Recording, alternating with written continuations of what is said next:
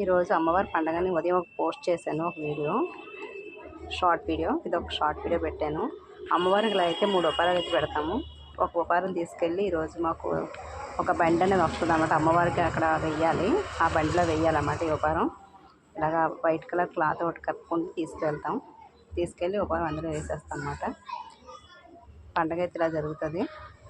చూడండి ఫ్రెండ్స్, మీరు మా ఊరు వాళ్ళందరూ కూడా ఇంట్లో పాల్గొని చాలా బాగా చేస్తారు.